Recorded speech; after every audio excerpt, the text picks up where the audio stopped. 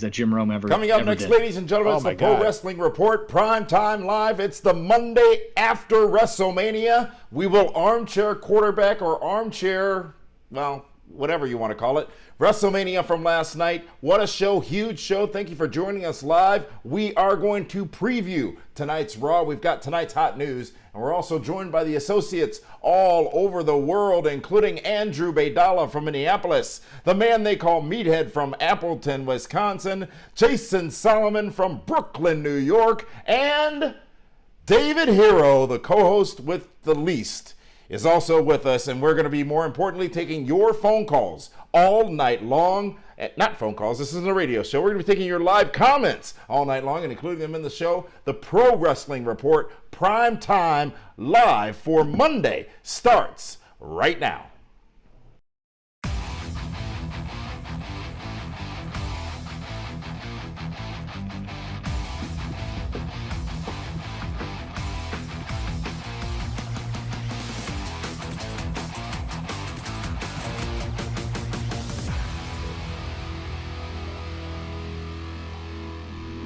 Welcome, ladies and gentlemen, to the Pro Wrestling Report, Prime Time Live for Monday, April 6, 2020. Damian Nelson sitting alongside David Octavius the Tiberius, the alleged backyard, one-time knockout, straight edge, hardcore Hall of Famer hero. How the heck are you here on a Monday night, David? You know, I don't have my WrestleMania hangover yet, so that must mean we still have more work to do going into Raw tonight. So you weren't drinking last night? No, of course not. Why not? That would be irresponsible of a superhero. Yeah, well, it's just because you can't handle your booze. Have you recovered from your disappointment, your challenges with getting through part 2 of WrestleMania last night? You know, I'm working through it. I've been talking to a few different therapists and counselors and just understanding that, hey, I can't control everything and not everyone agrees with how I think, and I will get through it, I promise. And it's so great that not everyone agrees with you think, because we are joined tonight by our associates all over the United States, and we are pleased to have you guys with us. A lot to talk about tonight. We are live on Fight TV, where you were able to watch WrestleMania last night. We are live on YouTube, Facebook, Twitter, and Twitch. So if you are watching along any of our social channels, please feel free to comment along with us during this broadcast, and we will put some of your comments on air, on camera, if you will. And let's first go around and find out how things are across the United States. We'll start with you, Andrew, up in Minneapolis. How's your WrestleMania hangover coming along? Yeah, this is the first time in about 12 years that I didn't have to catch a flight and I wasn't exhausted and didn't have to do a Monday Night Raw. But I don't have a hangover. I'm with Dave. There's no hangover here. I'm ready to go. Well, you look decent tonight. Thank you very much. Your color's good. Thank you. And the man they call Meathead up in Appleton, who came in and joined us in a pinch during reaction last night after WrestleMania. How about your WrestleMania hangover? Well, happy to not be wearing a hoodie and a jacket because that set the internet on fire last night. So I'm feeling good. I'm ready. Everyone but yours, Dave. And from Brooklyn, New York, we've got Jason Solomon with us as well. Jason, welcome back to PWR. How about your WrestleMania hangover? Well, you know, unlike Drew, I am hungover from last night, but I have no shame. And this is the first year that I haven't actually been in the host city of WrestleMania. Normally, I'd be getting ready to go to Monday Night Raw, although I guess this year that's not going to happen because Raw has technically already happened. So, right. But I'm good to be here, and we'll talk about WrestleMania. I got a lot of thoughts on the shows this weekend. Excellent. Well, thank you guys for joining us. As you see, we are all separate tonight, which is going to probably pose a technical issue at some point because that's just what happens to our show all the time. But be that as it may, Dave, I know you've got Cal helping you there in the Yes. studio, if you will, and I am down here in the Chicago area, and we're going to do this thing. A lot to talk about. Wrestling Mania. Now, everybody else remembers last night, David Hero hated WrestleMania Part 2. He hated just about everything that happened in WrestleMania Part 2.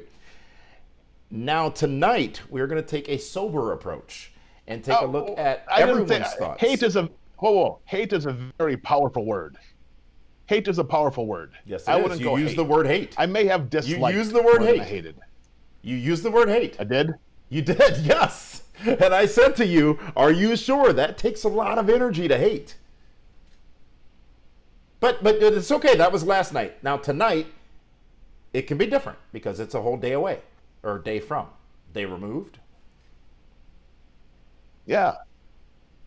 I found my cheese, what it was. I was able to, Cheese? figure everything out, and I'm good. I'm in a much better place. Well, folks, a lot happened at WrestleMania last night. I keep wanting to say 32 for some reason. WrestleMania 36 last night. A lot went down. Several championships changed hands. Several big matches happened. It became a newsworthy event, of course. But there's one huge newsworthy thing coming out of WrestleMania that occurred at the end of the first night of WrestleMania, and it was the really anticipated matchup between The Undertaker and AJ Styles. It was the Boneyard match, and the Boneyard match was never defined, and I'm sort of glad that it wasn't, because in its presentation, it over-delivered. Now we are 2 days away, Dave, from you being confused and not necessarily frustrated, but not happy, not sad about the Boneyard match. Now, with some 48 hours to digest it, how are your feelings on the main event, I guess you could call it, of WrestleMania Saturday? Well, I'm still torn. As a wrestling purist, even though I wouldn't consider myself a purist, but I appreciate good professional wrestling. That is nothing that we've ever seen before. I mean, you can definitely say it's the Matt Hardy version of quote-unquote cinematic wrestling.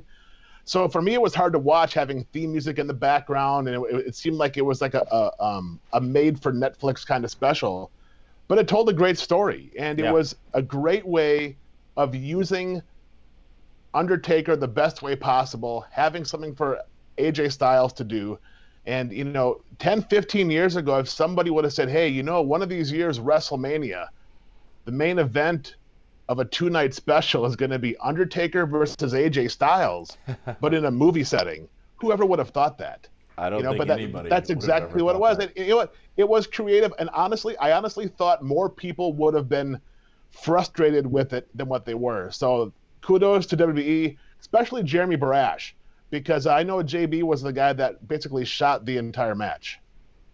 And the history there, as we've talked about on this program, very heavily involved in the deletion matches featuring Matt Hardy and others in the past. And we'll talk more about that when we get to hot news later. But now that we've got your opinion really out of the way, David, let's go to the associates and find out what real people think of the last weekend's WrestleMania. Specifically, Saturday night is where we're going to start, and we're going to start with the Boneyard match. Undertaker versus AJ Styles. They never told us what it would be, and that's great that they didn't. But now that we saw what it was, what did we think of it? And Meathead, we got your thoughts over the weekend, but how about you surmise what they were for the audience watching right now live?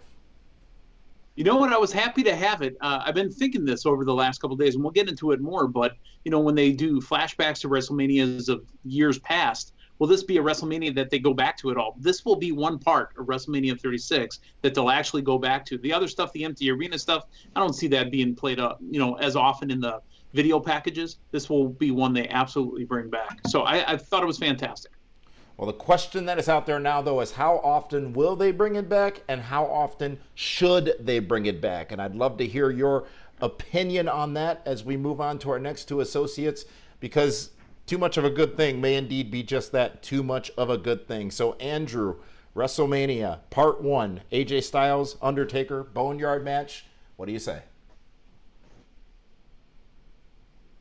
I loved it. I thought this match, at least it had bumps. There was some physicality, unlike another cinematic match that I'm sure we'll talk about. But I thought this match was well done. I thought AJ and Taker worked a very good match or style for what they were going to have, or what we expected, which we really didn't expect much besides a graveyard, and we got that. Having this more than once, the only time I ever want to see this match again with The Undertaker would be against Sting. So maybe one more time and maybe later on. All right, fair enough. Jason Solomon, I know you sounded off last night, and tell us a bit about that as well, but what do you have to say about this particular matchup? I agree with everybody else. I mean, I loved it. I didn't know what to expect coming into it. You got to think Undertaker is obviously a lot more limited than he would have been in years past. So I was curious, him against AJ, I think AJ's a good opponent for him. I thought that it was very smart to just completely turn off the commentary. All you had in the background was the brooding music. I thought they set the tone perfectly for it. And I loved it. It was like a little miniature horror movie. It didn't overstay its welcome like other matches that we saw on night 2. It was just the right length. I thought Undertaker looked fantastic. Obviously, when you film something like that, you have the benefit of editing. You have the benefit maybe of taking pauses and stuff. So for him, he looked as good as he has in years. And I wonder, I'm a little unsure of whether or not we have seen the last Undertaker match. He's been talking recently about knowing he's coming to the end, and there was a very odd Instagram post he posted earlier that made it seem like maybe this was the beginning of the end, or maybe this was the end. So if it was the end, I thought he couldn't have gone out on a higher note. I loved it. I didn't see that Instagram post. I don't know if the rest of the guys did there, but what did it say? What was it? It was a very subtle message. He was basically, I don't remember the exact verbiage that he used, but it was basically, maybe Drew, I don't know if maybe Drew knows, but it was a message that would lead you to believe that maybe this was the last ride. I mean, he has that series coming to the network, which I was just watching a little bit earlier. They had a preview of it. So clearly he's coming to the end of his road, but that post got a lot of people talking. It was a picture of him sitting on the tractor in the graveyard at WrestleMania, and it just made you wonder if this might be it for him. Yeah, it's one hell of a ride. To that point, it's one hell of a ride. It's great is, when will the end come for The Undertaker? When will the last ride be? We thought it would be after he lost to Brock at WrestleMania 30. We thought it would be after he lost to Roman Reigns. That didn't happen. He came back to this match now, which turned out to be tremendous, but there was a lot of protection that could have been applied to whatever limitations may or may not have existed. So was this the last ride for The Undertaker is the question I'll leave for you all to answer right now. Meathead, what say you? It's not the last one. I mean, it's definitely the hell of a ride. I keep thinking Dewey Cox and Walk Hard, where he did It's a Hell of a Ride. But if that's not the theme song for the rest of his career, I think they've missed an opportunity. But no, I think we're winding down. I think we're at the point where maybe he picks up a backup quarterback spot and just rides out with another team until he's done. I think he's just about there. Andrew Baydala.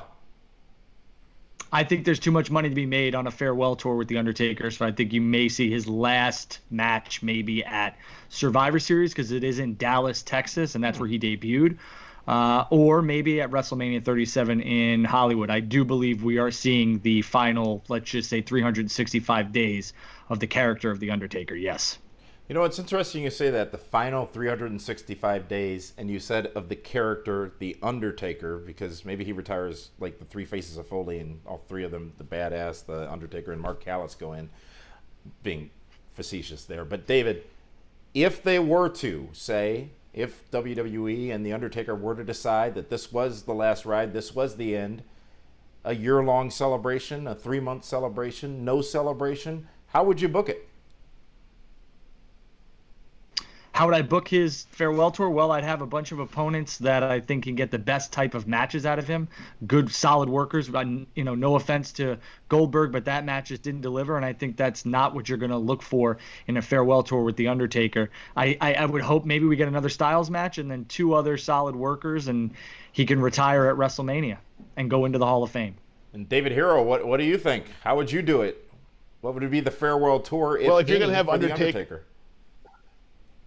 If you're going to have Undertaker's last match, it has to be at WrestleMania, and it has to be to a guy that The Undertaker feels he can pass the torch to.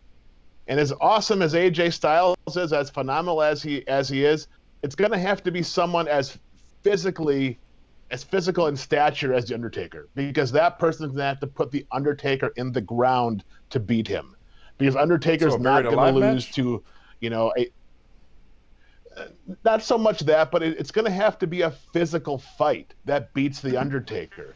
It's not going to be a guy, and again, this is no knock on AJ Styles or even a Shawn Michaels or a Bret Hart. It can't be against someone like that. It has to be somebody with the physical stature of a Braun Strowman, or maybe Brock Lesnar comes back and does it one more time. Somebody like that where it is a legit fight, where it's someone equal in size, and that is then the end of the dead man. How about Drew Galloway in a casket match? Yeah, I was going to say, there you go. Yeah, There's your guy. You could absolutely do Drew Galloway, but here's the question. Do you want to have an Undertaker versus Drew Galloway headline in a WrestleMania? Ooh, a year from now? Yeah, sure. I don't know sure. I don't know if that does anybody any favors. Because now it brings Drew Galloway down to a different level. He's already the top guy. Let's elevate somebody else that can be elevated up, to that top tier as well. But wait a minute, didn't somebody just said that AJ Styles is in that last match? Is an elevation of AJ Styles not a good thing in that scenario? You need somebody to replace The Undertaker. AJ Styles, can you? At 40-some years old, is not going to replace The Undertaker. Is anybody going to replace The Undertaker, though? I don't see it. Yeah. Well, someone's going to have to step up, and they're going to have to find somebody that can, fill that void when he's gone. And it's not someone like AJ Styles. It's not someone like Aleister Black. It has to be a monster. Jason Solomon, what do you think? Yeah, I don't think it necessarily has to be a monster. In fact, the person I was thinking of was Aleister Black. I mean, I don't see any reason why you can't kind of circle the wagons around him as being kind of that next big star. They've done a good job of protecting him so far. He also has kind of a dark kind of character. And I think that he could be, look, we have to be careful when we say replacement, because nobody is going to ever be able to fill the shoes of or replace The Undertaker, take the gimmick or anything like that. But I think Aleister Black could be that person. And I understand what David's saying when he says, the final match would need to be a WrestleMania. I disagree. I think you could do it at Survivor Series. It's exactly 30 years, I think, to the day this year that he debuted. You can turn it into, yes, I think to the day. So you could turn Survivor Series into a very special event by billing it as The Undertaker's final match, 30 years to the day, and then he could go into the Hall of Fame. You could build that whole weekend around him next year. He doesn't have to wrestle at WrestleMania, but he can come out and take a bow when they honor the Hall of Famers in 2021. An interesting series of thoughts. Where is the Survivor Series this year? Dallas, Texas. Texas. That's right, Dallas. Gotcha. Yeah. Does it matter, though? I think, Andrew, you made that point. Does it matter with a character like The Undertaker where he's from? Because we never hear that he's from Dallas or Houston or wherever it may be. So is the relevance, is there a connective relevance with the fans appreciating that opportunity? I think that Vince McMahon and the WWE always like to play on those things, but I think more so The Undertaker, this is just my opinion. I don't know him personally or haven't heard any different, but I would say that it means a lot to him, just like it meant a lot to Austin and all those other guys to end where you started. David, would you want to be inducted into the Hall of Fame in Bayview, Wisconsin? Me? Yeah. No, absolutely not. No. Do not besmirch Bayview. That is the home of the B-Net. But Damian, to get back to what you were saying, Undertaker just did the Broken Skull Ranch with Steve Austin on the network, and he goes into quite a bit of conversation talking about how he started in Texas. He's from Texas. He's Texas born and bred. So for the most part, if you're watching the network and you're a fan of The Undertaker, you know that exactly that he's from Texas. Yeah, I found it interesting that 2017, that's where they started with that whole last ride thing. Very interesting. Very telling, too, that he might have been convinced to come back. Interesting. All right, well, we spent a lot of time on that match. Great discussion on that match. The fans loved it. WWE has touted how much the fans loved it and how much the world was reacting to the Boneyard match from WrestleMania Part 1 on Saturday, arguably the better of the two nights from WrestleMania. Well, we then get to Sunday night, and we then had the joy of watching the Firefly Funhouse match. Comparatively speaking, it was no Boneyard match, but it wasn't supposed to be. But what's it supposed to be?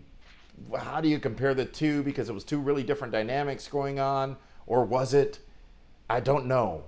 And I don't know what I saw in that match. I think I liked it. I'm not sure I liked it. I'm still confused. Dave, I think you were a bit confused still too last night. But now with 24 hours, just under 24 hours to digest it, does it make more sense to you? Does it feel better or feel worse to you what we saw from Cena and Wyatt? I don't know if it makes more sense, but what it does do with Bray Wyatt as the Fiend being basically indestructible, with the exception of Bill Goldberg, how could the Fiend have truly defeated John Cena, who's known as the Superman Cena? It was a great way to get inside John Cena's head, create doubt, show his story, play off the ruthless aggression off of the network that they've been airing, and just it was a way for Cena to come back and doubt, was he really the villain all this time? Was he the guy that held people back? Is he the one that got too many opportunities, too many chances, and was the privileged one? And what it does for Bray Wyatt now is it gives him, until whenever John Cena comes back, and I don't believe it'll be anytime soon, it gives him the bragging right to say that he rid the WWE of John Cena, which he can now put on his mantle, which actually means more, because there's more money in that than having any championship title in the company right now. A substantial claim to hold for sure. Gentlemen, Bray Wyatt, John Cena, it's the Firefly Funhouse match. Can any of you help me understand it? We'll start with you, Jason. Yeah, I mean, there were parts of it that were a little confusing as I was going through it. Although I was like a kid in a candy store with the old Saturday Night's Main Event stuff and Obsession by Animotion. Like I got a kick out of that stuff as an '80s fan. But what I think was going on, and everybody has their own kind of hypothesis about it, is a lot of the scenes that we saw, I think, were meant to play off of fears that Cena has had over the years. So the one that I didn't necessarily get at first was the NWO stuff, when they were showing Bray kind of dancing around as Eric Bischoff. Out comes Cena with the title and the NWO colors. And there have been rumors over the years about John Cena. Is he going to turn heel? Is he going to go back to being a heel like he was years ago? And he never did. And I think what that was playing off of maybe was just the fear of not kind of going down that road years ago when he first debuted against Kurt Angle. Maybe fears about the company getting behind him and Vince McMahon giving him that pep talk about ruthless aggression. Because remember, coming into the match, Cena said, "I'm not afraid of you. You don't scare me. I'm not afraid of you." So I think it just played off of what were supposed to be Cena's fears, and then at the very end, he kind of realizes that, maybe his time is up. Maybe my time is over. And then he vanishes at the end of the match. I was kind of hoping that maybe he still will become a puppet in the Firefly Funhouse, almost like his soul now is trapped in there. I think I enjoyed it. I liked it. I could see why people wouldn't. I could see why somebody like Jim Cornette on his show this week will absolutely blow a gasket when he talks about this. I get it. I did enjoy the Boneyard match more, but I was very entertained. I was exhausted when it was over. I was puzzled, but I enjoyed it as a spectacle. I enjoyed it. Jason, the interesting point, what you said about Cena being a puppet. The puppets did at one point say, when he beats you, you can then spend more time with us. That's a great point. That may be exactly it. Yeah, I'm hoping that the next time we get one of these installments, maybe on Friday, of the Funhouse, they introduce us to the latest edition, and then we see Puppet Cena. I just think that would be very clever if they could pull that off. Thank you, Jason. Meathead, this match, what do you say? So I took just a little bit different pull from that. I thought the NWO segment, which again, not to mark, but oh my God, being a WCW guy myself, that was the part I enjoyed the most. The thing I pulled from it, though, is that John Cena was the Hulk Hogan, where he kept holding people down over and over. And I think that ties into going back to the Saturday Night's Main Event. He was always the Hogan going through. And that's why you have Bray being Bischoff saying, "I'm going to bring in my showpiece right now, and I'm going to keep pushing him down your throats." That's how I read it. So, but the puppet in the Funhouse, that'd be fantastic. Andrew Baydala, what do you say? Yeah, I took a little different approach, similarities to what Jason said, but a little bit of a different approach. I think when they did the Saturday Night's Main Event, if you go back and watch it, Bray talks about do you really want to do this, John? Is this what you've wanted to do your whole life? And I think that might have been maybe a promo that sold John on the business when he was a kid, or hooked him, the Saturday Night's Main Event thing with Hulk Hogan. Then the NWO thing, for me, almost felt like maybe John saw that in 1997 or 1998, and Hogan was a heel and all that other stuff. I felt like this was a trip down John Cena's, or in John Cena's mind. Obviously, we saw the Ruthless Aggression Cena, we saw the Thugonomics thing, but Bray plays mind games, and I thought this was showing you exactly how John's whole thought process went on throughout his whole career. And then the burial of Bray Wyatt, quote unquote, that he took it as at WrestleMania 30. He tried to tell him to, make his rights and not do this, and John tried to swing the chair or whatever, or put it down. It was very interesting, very well done, but some parts leave you with a, what is this? Where are we going to go from here? And I think that's the whole point. So I thought it was very executed well. Folks, you're watching the Pro Wrestling Report, Primetime Live. It's Monday, April 6, 2020. We're coming off the heels of 2 big nights of WrestleMania, going into the Raw after Mania, which a lot of people look forward to, sometimes more so than WrestleMania. Tonight, thank God, the fans won't be able to hijack the show and make it cool, because it never is. We will see a taped edition of Raw tonight, but we are talking about WrestleMania this past weekend. I'm Damian Nelson, joined by David Hero, Jason Solomon, Andrew Baydala, and the man they call Meathead. We're talking about the Firefly Funhouse match. And Jason, you alluded to it a little bit earlier on and said that perhaps we'll see more of this on Friday, and that is the next question. Coming out of the match on Sunday at WrestleMania, what is next for Bray Wyatt, and what should be next for Bray Wyatt after that outing at WrestleMania on Sunday? David Hero. I think Bray Wyatt has to go forward that he rid the world of John Cena, and that's going to be his calling card for a while. And then slowly he has to now want to go after Braun Strowman. All right. Meathead, what's next for Bray Wyatt? That's great. That's a great point, because we forget, or at least we're conditioned to forget, that Braun was a member of the family. So that's a natural first go for Bray Wyatt, is to go after Braun Strowman, because he was the black sheep, of the family. So I think it's Braun Strowman as well. Dave, you're on it. Don't encourage him. Andrew, what's next for Bray Wyatt? Well, if you've taken notes on Bray Wyatt's opponents in that whole Firefly Funhouse thing and what he's done during his his career as the Fiend, he turned Seth Rollins into his natural character, which is a heel.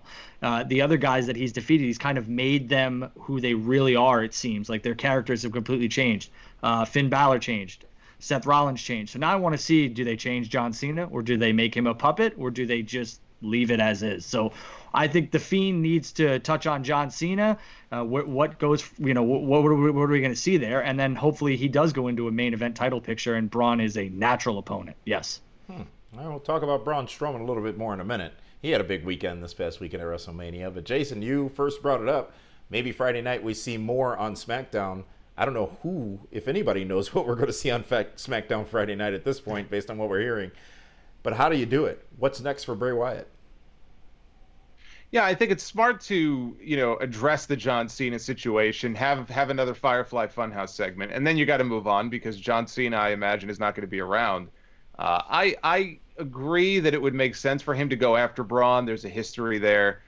My fear, we just saw The Fiend lose for the first time to Goldberg back in February, lost the championship. If you're going to put him back in a championship feud, he shouldn't be losing. This was a nice redemption for him at WrestleMania. So if the idea is to feud him and Braun, and it's going to somehow weaken the Fiend, that's not anything that I'm interested in.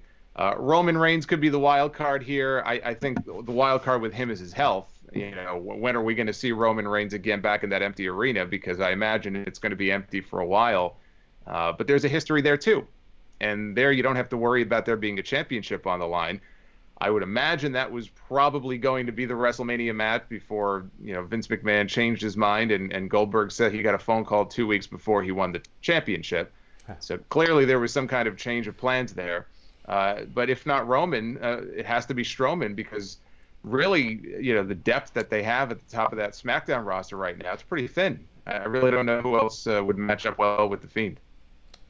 Great points, and you have this great tendency, Jason, to provide my segues without knowing you're providing my segues, because the question is about the changes of paces and the changes to matches and the changes of what WrestleMania was going to be leading up until when they taped it, and even between that and when they aired it. Neither of these matches that we just talked about, Firefly Fun House or the Boneyard match, they probably weren't conceptualized as they were delivered just 2 weeks ago.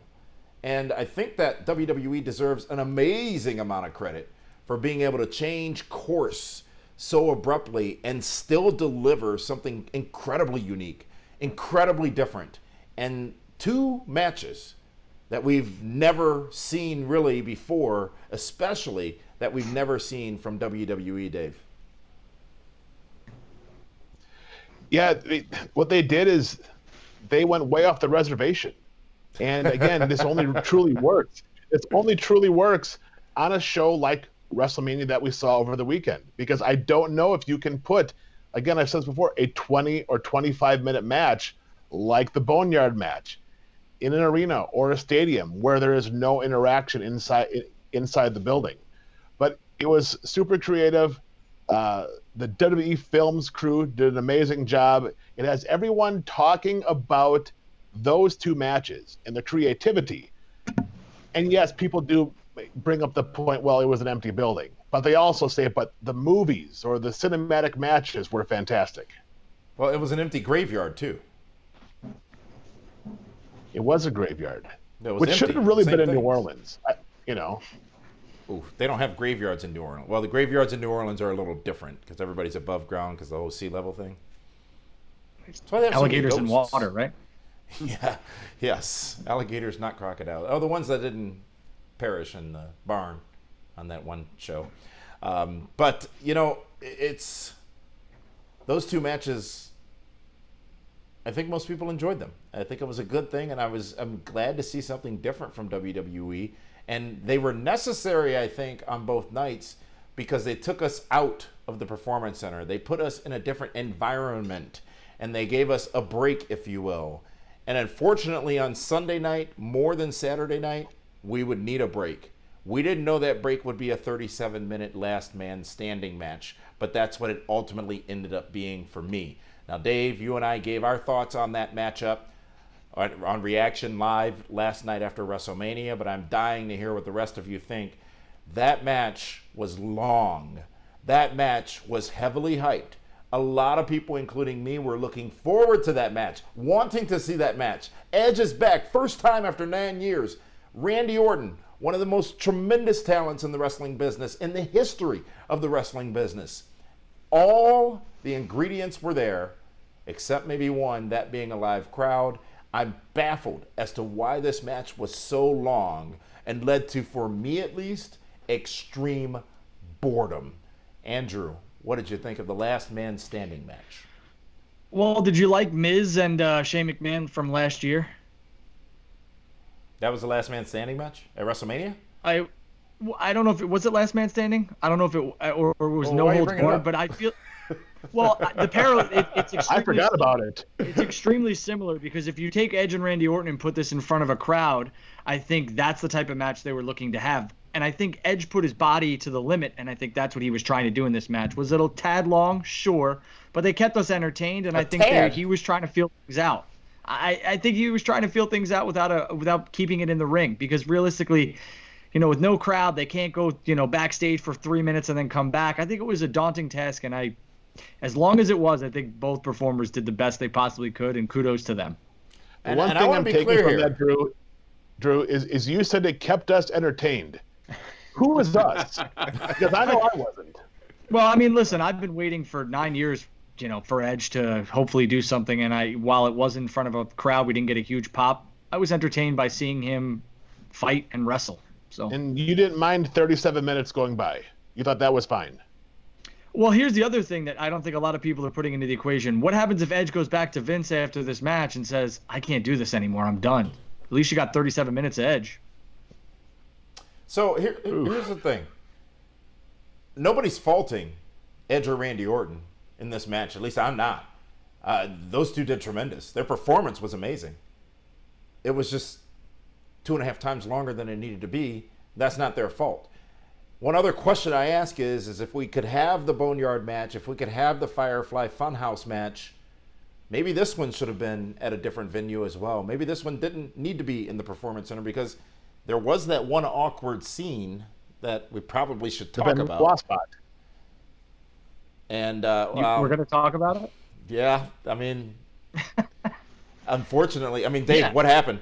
What happened when I came back out into the room when that match was airing after stepping out for water or whatever? I said, that scene was on, and I said, whoa. You and Cal both were like, talking about the Benoit spot, and I was like, huh. I mean, I didn't think of it like that, but then after seeing it and then talking to other people, there's no reason why that 9 seconds could not have been edited out. I can't believe that they had like 10 days to 2 weeks for them to put this together and left it in, knowing that 2 weeks ago the Chris Benoit story was the talk of everything wrestling. I think we're reading too much into that. Last man standing, Jason Solomon. What do you say about that match?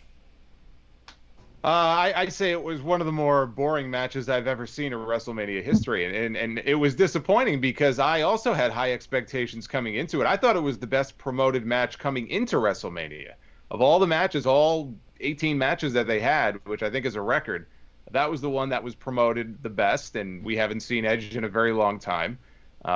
I like the fact that they didn't stay exclusively in the ring, so them brawling around made sense. I agree with the point that you made a moment ago. I was hoping that they would start this in like the back alley, maybe behind the Performance Center, make it more of a street fight or a last man standing street fight type match.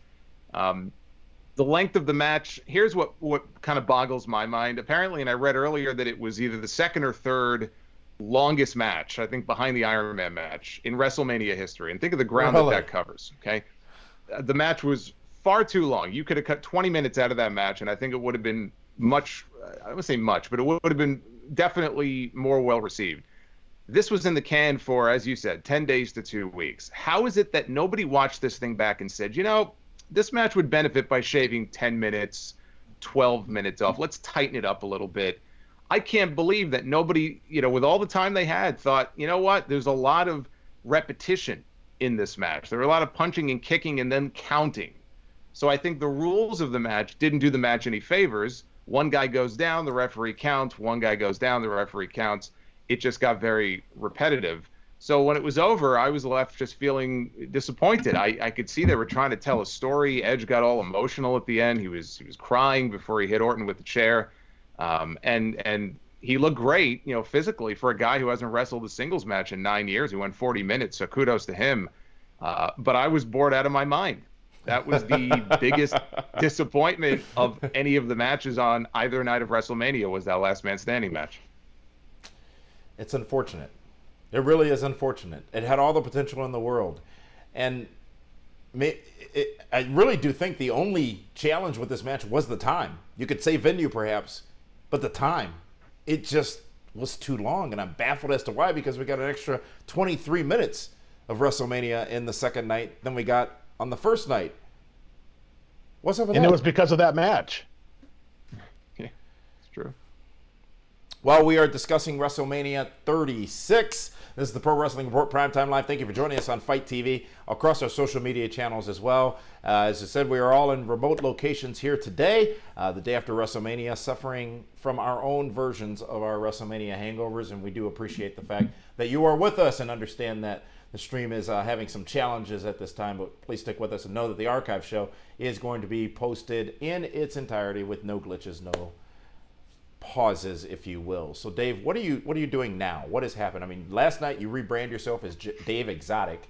You got tigers and such. Today you got an alien behind you. What is happening to your brand? Hey, that's Alf. I mean, in the times we're living, once in a while you just got to call, just call Willie, and that's what I might have to do.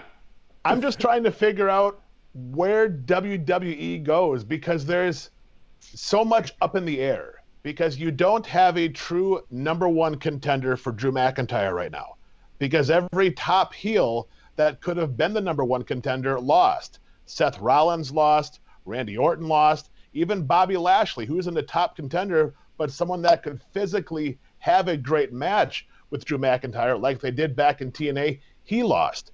So now they have to find a new contender for Drew McIntyre. Then you go to SmackDown. Well, who's Braun Strowman going to fight? Who's the guy that's going to step up to the challenge down there? It might be Sami Zayn because he's the last guy that beat Braun Strowman. So there's a whole lot of different things going on in the WWE, and let's be honest, they don't know what their TV is going to be like in the next couple of weeks. Wow. So there's so many balls up in the air, and we're just trying to figure it out. Well, so much going on, and so much going on here, even within the Pro Wrestling Report, because we will be with you again live tomorrow night. This Thursday night, we have a very special edition of Inside Story of Wrestling with Armando Estrada. And we did a pre-talk with Armando over the weekend, and I was even surprised by some of the things I forgot that he was directly involved in and was there for. And we'll be talking to him on Thursday night, live 7 o'clock p.m. Eastern Standard Time right here on Fight TV and across our socials. But tonight, it is a special edition of PWR Reaction Live. And David, I understand we have a very special guest scheduled to join us. We do. I actually use the Al phone to make the call. And tomorrow night, we're going to have a fellow super friend as well as superhero. The Hurricane Shane Helms will be joining us live tomorrow night to give us his take on WrestleMania and Monday Night Raw. Really? And where does he work currently? He is currently employed by the WWE. Fascinating. So if anybody knows the answers to some of the questions we're asking of ourselves here tonight, maybe it's Sugar Shane Helms. Well, I hope so, because he is the one that I'm like, you know what, if anyone's going to figure it out, because let's not forget, he is also an ace reporter, Gregory Helms. He gets the scoops.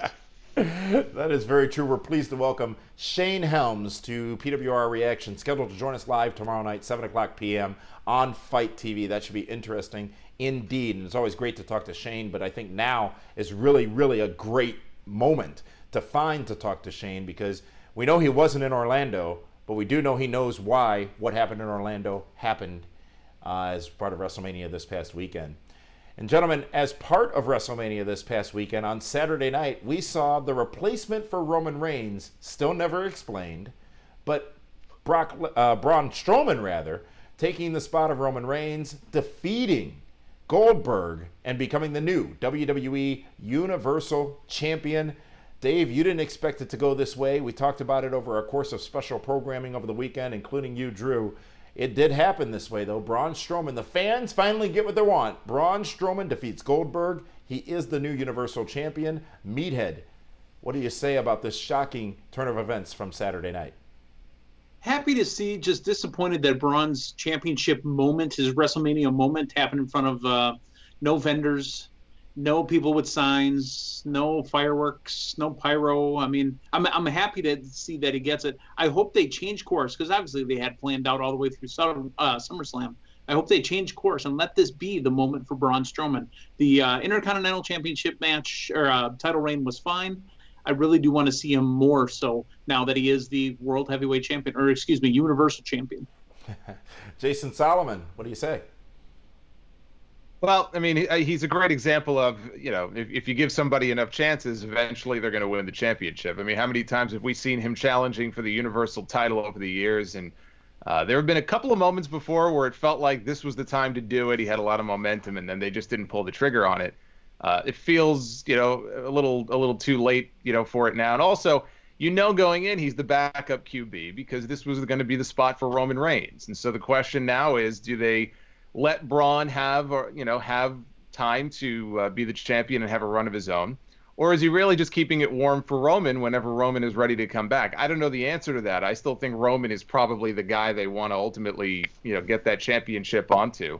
So, you know, he lucked into the spot. I thought, and this isn't Braun's fault or Goldberg's or anybody's, this is really on WWE. I thought it was disgraceful what they did as far as their explanation for Strowman being the one to replace Roman Reigns. You had Triple H talking. Yes, you had Triple H talking about, because people were curious, how are you going to approach this? And he was saying, well, let it play out. You know, we make movies. I don't want to give the ending of the movie away before it airs.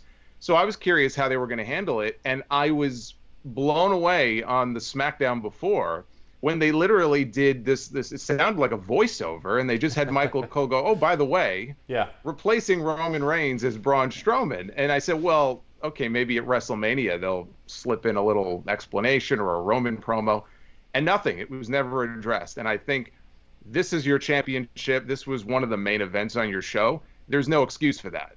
So I was very disappointed that it was very lazy for them not to explain why Roman Reigns was suddenly out of the match and how Braun got the opportunity. Last we saw, he lost to Sami Zayn.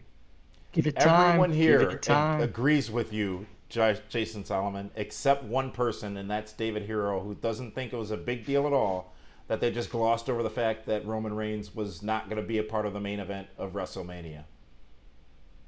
They announced he wasn't going to be there on Friday night. No, they didn't. Again, they never said he wasn't going to be there. You know what it is? They just simply popped up a graphic and said the match is now Braun Strowman.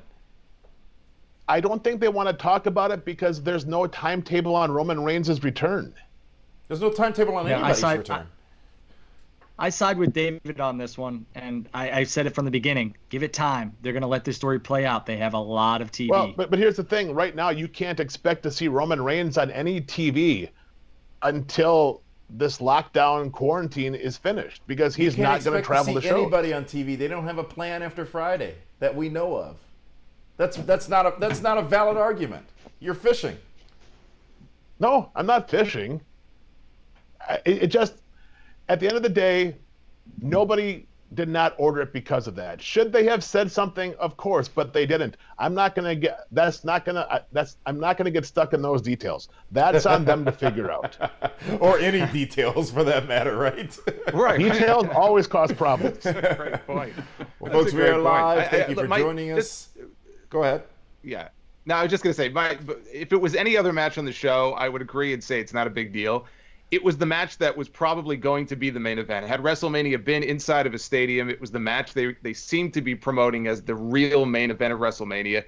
To me, you can't just dismiss it and say, oh, well, it's not a big deal. It wasn't, a middle of the card match. It's your main event. It's the whole reason they beat The Fiend, was to get the belt on Goldberg, to get it over to Roman. So I look at it as being a little bit more than just, a minor event. Absolutely. I think Drew and Lesnar are going to main event that one. Maybe. Well, there was another championship that changed hands, and this was, I don't know if it was expected or not, but I think it was quite obvious it was going to happen in hindsight. The brand new World Heavyweight Champion in WWE as Drew McIntyre defeats Brock Lesnar in a match that David Hero didn't like, a match that we heard a little bit from Meathead last night about it. You liked it, but I think people are sort of on the fence with this match. Some think it was too short. Some think it might not have been long enough. I'm sorry, some people may think it might have been too long, rather. Regardless, Drew McIntyre's destiny has been fulfilled. Who would have thought that? Regardless, Drew McIntyre's destiny is fulfilled. He is the new WWE World Heavyweight Champion. How did this strike you when it happened live last night to end WrestleMania, Andrew Baydala? I just wish this was in front of a crowd. I wanted to see the pyrotechnics. I wanted to see the crowd reaction. I wanted to see the elation in his face, in front of a crowd, maybe his parents or whomever else he would have had ringside. That's the feel-good moment you were looking for with WrestleMania. I think that match would have closed. I can't, and I know the WWE wanted to have Roman versus Goldberg, but Roman winning the title, I just can't see them closing the show with that. But this match was what I thought it would be. I know this was overused 1,000,001 times on this programming, but it was hard-hitting. And I believe that Brock Lesnar is a consummate professional, and he deserves a lot of credit because he did this in front of no crowd, just like Drew did. But he took a lot of bumps, a lot of finishes, and he sold well, and he made Drew McIntyre. This whole feud, he's really done a good job of making sure that the fans got behind Drew McIntyre. Jason Solomon, what are your thoughts? Yeah, I agree. I felt bad for Drew in that it should have been his big moment in front of his family, in front of all the fans, the big pyro celebration. I guess in a way he kind of got that moment at the Royal Rumble when he eliminated Brock and then he went on to win. So I felt bad for him for that reason, but it's long overdue. This was a long time in the making. I think his story is a great one when you think he was in the company, he got fired, reinvented himself, he worked his way back up, he got hurt in NXT, came back from that. So it's been a long journey for him. I think Dave said, I don't know who out there would think the match was too long. I'd like to have a conversation with that person. It was the same person who thought that the Last Man Standing match was too short. Yeah, I guess so. Well, in that case, I don't want to talk to that person. But if I had one critique, it ties both championship matches in together. I'm not a fan of the fact that your two championship matches, I believe the Braun Strowman match was 2 minutes and 10 seconds, and I think this one was maybe 4 or 5 minutes. To me, you're big, at least one of them. You got two titles. One of your championship matches, you got to have that 15 or 20 minute kind of epic title match at WrestleMania. And this year was different with no crowd. But to have both matches be over in a matter of 3 or 4 minutes, and it was basically finisher spam, one after the other, was very disappointing to me. So I think they need to get away from these short, quick matches. I know that's what Brock does. I don't want that to sort of infect the other main events in WWE. And hopefully in the future, now that Drew is the champion, we'll have some of those main events. But kudos for him. It was a good feeling to see him finally get his just due. Drew McIntyre, now the World Heavyweight Champion, and we go into Raw tonight in just under 10 minutes time to find out what's next for Drew, find out what's next for WWE, find out what's next for professional wrestling, because as far as we have heard, they have taped and had taped Raw through tonight, and not necessarily sure what's going to happen after that. The world is an unsure place right now. The next steps may not be so clear, and when they are clear, they may become even less clear because they could change again. So how do we see, what should we see happen with the continuation of the Drew McIntyre story tonight live on Raw in just a few minutes? David, what do you think? You have to establish who the new number one contender is. And the problem they're going to have with that is that they don't have one. So now they have to create one.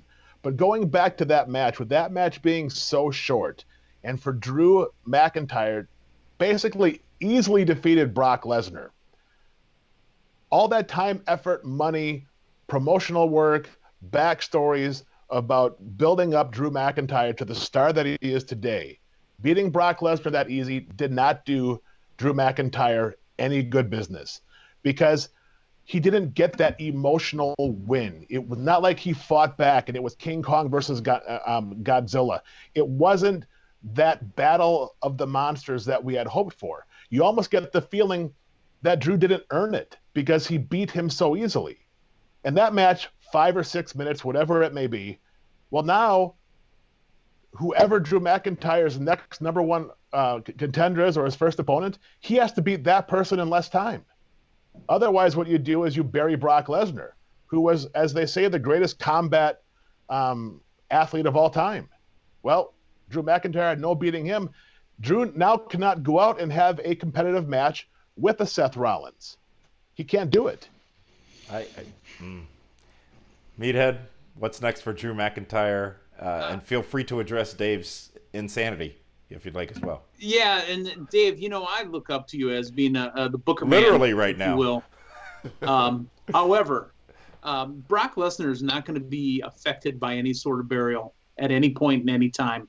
This man is a combat warrior, and whenever he comes back, it won't matter what happened. It won't matter how fast. It didn't matter how fast he got beat by Goldberg, and it won't matter how fast he got beat by Drew McIntyre. So while Drew McIntyre is looking for that next big thing, no pun intended, maybe they do a 4-way match, maybe they do something on Raw, maybe they build to something over the next 3-4 weeks, but Drew McIntyre will get a new number one. Bobby Lashley is something that you mentioned earlier from the TNA days, I think is a good fit for him as well. So, Andrew, what's next for the other Drew? Yeah, how about Brock Lesnar in a rematch and build it to either SummerSlam or Money in the Bank, where we actually have, well, Money in the Bank probably won't have a crowd, but SummerSlam. Tonight, why not? Yeah, Lesnar's, and we're not going to see this in-ring action like with full matches probably till at least June. You're getting with 2-3 minutes on a television show that has 3 hours of television programming. You're getting 5-6 minutes matches total.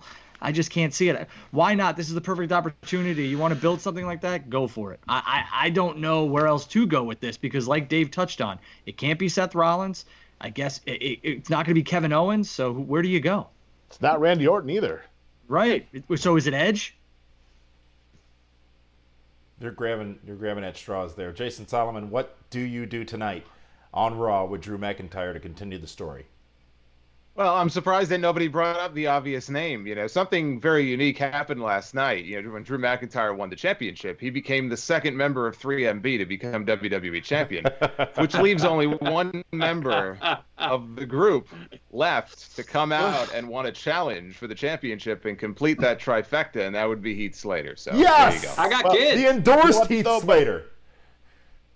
To that point, I could see Jinder Mahal coming to the Raw brand to quote unquote congratulate his good friend, only to turn on him, because that match is not going to affect ticket sales, and it's a comfortable way to rebuild the other heels that lost big matches over the weekend, and then you can have Drew McIntyre in a short program with Jinder Mahal that gets us through the entire quarantine period. Dave, there's a guy his size too. So I mean, if you're looking for a guy that's going to match him size, it's Jinder Mahal. If that's what you want.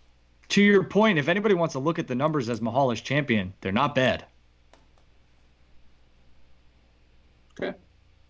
Damien, you seem dumbfounded by the brilliance. Hey, it's all about differing opinions, right? And we've exhibited those tonight. Y'all done lost your damn minds in some cases, it seems. Well, we all watched that to Firefly Funhouse match, so that's why. Exactly. Jason, keep in mind, I was talking about everybody but you, because you and I seem to be only two on the same page tonight. Andrew thought that the Last Man Standing match was not too long. David thinks Drew McIntyre and Brock Lesnar are done, and I can't even follow half the stuff you're saying. Meathead, you're in your own orbit, as always. So thank God you were here tonight, Jason. And I really do, actually, now I even more want to know what we are going to have in store for us on this week's edition that dropped last night of the Solomon Sounds Off podcast. Well, when I know, I'll have to let you know. My God, I'm trying to catch my breath after all the events of this weekend. I tell you what, though, one thing I've been looking forward to, and we're going to get another episode tomorrow. I've been following the Dark Side of the Ring series, and they're going to be talking about the Brawl for All this week, which I'm sure there's going to be a lot of blame thrown around. So I am going to be talking about that this weekend. And, of course, all the WrestleMania fallout. We'll see what their plans are for Raw tonight. And also SmackDown on Friday, which I guess is going to be live if they're able to do it. And we'll see what they do with Bray Wyatt. Interesting there. It looks like, well, I think, Dave, you pissed Andrew off. That's impossible. You know what? It's you ripping he's gone. Yeah. Well, Dave, thank you, Jason, and always a great listen, great podcast. Dave, also another opportunity for the fans at home to engage separately from this broadcast by getting some great collar and elbow gear.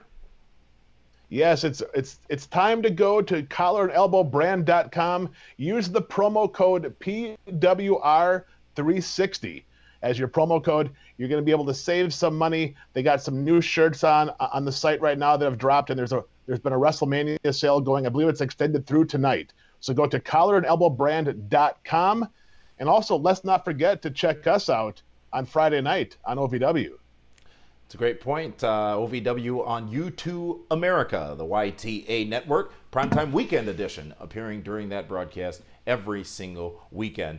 We're out of time. It's time for Monday Night Raw. It should be an interesting show, as they all have been over the last few weeks. I want to make sure that we end this with the right thing to say, which is any criticism we've given for our opinions of what we saw at WrestleMania this past weekend is in appreciation of the fact that it even had a WrestleMania to talk about, because a lot of people busted their asses and did a ton of work in order for us to be entertained, and they knew that we would be entertained by some and not entertained by other things that would be on the show, because it is still a wrestling show. And that's why we are here, is to engage you in conversation and in your comments. And we appreciate everybody giving their feedback and their input tonight. And Andrew, welcome back to the show. Was it something Dave said?